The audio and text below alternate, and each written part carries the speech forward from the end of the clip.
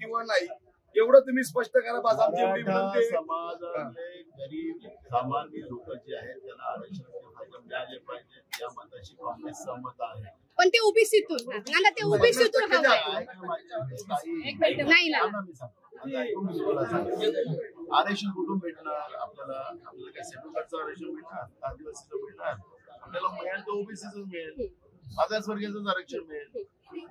त्याची भूमिका आमची स्पष्ट आहे. राहुल गांधींनी पण ती भूमिका लोकसभेत मांडलेली आहे. तुम्हाला जे मी टेक्निकली जी सांगतोय समजून ते आहे.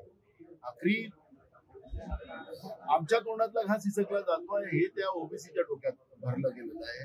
मगाशी म्हणालो की अर्ध मंत्रिमंडळ कुठं जातं तिकडे जातं, अर्ध मंत्रिमंडळ आपल्याकडे त्यांच्या डोक्यात भरून दिलं. त्यांना भांडण झालं त्यांना फायदाच आहे असं त्यांचं वाटतंय. या सरकारला भांड करून टेकली आपली सगळ्यांची. असं होतं का कधी राज्यामध्ये मंत्रिमंडळ असं विभाजलं? एक मंत्रिमंडळाचे काही लोक एकीकडे एकीकडे अर्ध लोक जातात असं कधी महाराष्ट्रात पाहिलं? मराठा कुंडीमध्ये सुरुवातीपासूनच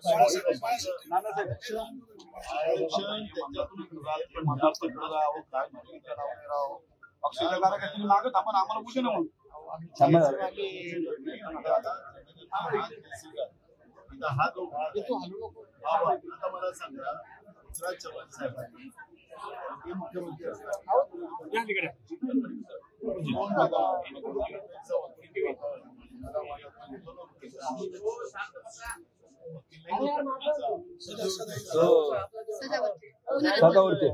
त्यानंच पाठवला तो आपला हे होता ऍडव्होकेट जनरल त्यांनी सांगितलं की मला सांगितलं की मला मराठी मांडायची म्हणून मी तुम्हाला पहिला प्रश्न तोच विचारला. कुणाल सेने पुन्हा उघडला गेला साहेबांनी कशाच्या आधार उघडला म्हणून तुम्हाला एकदम सिंपल. तुमचं काय झालं आता आपल्या डोक्यात असं आहे की आता ते काय आले की बाबा आम्हाला देता की नाही देत आहे, आमचा फायदा घेतलेला आहे तुम्ही, असं होतंय. स्वाभाविक आहे, तुम्हाला तो अधिकार आहे. माझा मुद्दा एवढाच आहे की आपली या सगळ्या गोष्टीचं एक टेक्निकल हे असतं. आता याला वाद निर्माण झाला. हे प्रकरण तो सदावर्ती कोर्टात जाणारच, त्यांना ठरलेलाच कार्यक्रम आहे त्याचा.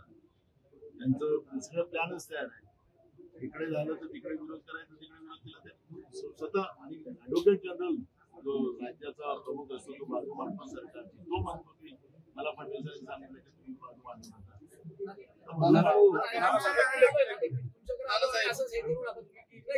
अपेक्षित आता आम्ही तुम्हाला गणेश उत्सव आहे, गणेश उत्सवात एकही नेता कुठल्याच पक्षाचा असू द्या आम्ही कोणाला करून देणार नाही जोपर्यंत मराठा समाजाचा सगळे मत सुटायला.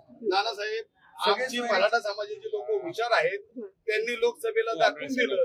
तुम्ही जे आता सांगितलं ना, सदावर्तींनी काय गिरी केली, बाकीच्या ऍडव्होकेट जनरलनी काय गिरी केली, ह्या गोष्टी लोकांच्या लक्षात आल्या.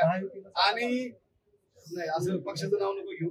आणि मराठ्यांनी जागा ज्याची त्याला दाखवायची ती दाखवली.